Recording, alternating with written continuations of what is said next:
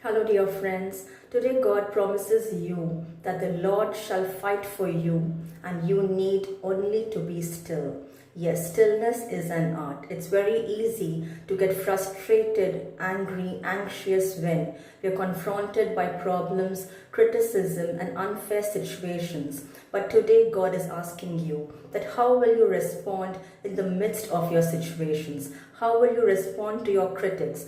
How would you respond to the unfair situations that surrounds you? Would you take the battle in your own hands, or would you allow God to fight the battles for you?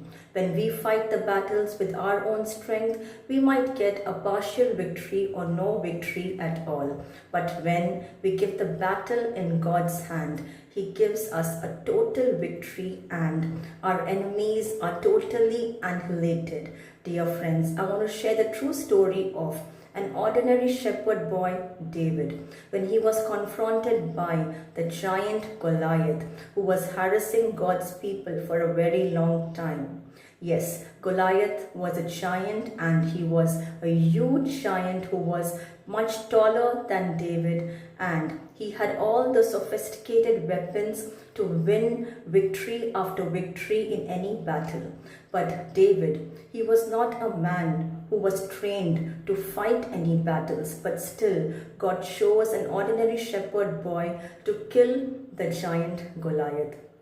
David was only given a small stone and a sling, but God used that ordinary stone and sling as a sophisticated weapon to kill the giant Goliath. Yes, because God Himself fought the battle for David, because David did not believe in his strength, but he relied upon the God who made the entire universe, who fought the battle for him, killed the giant Goliath, and gave David a mighty victory.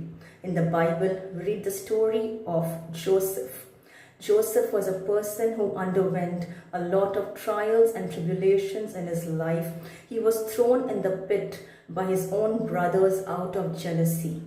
But God lifted Joseph from the pit to the palace, and all the battles that Joseph fought was not fought by Joseph himself, but God Himself fought the battles for Joseph and raised him to a very high position.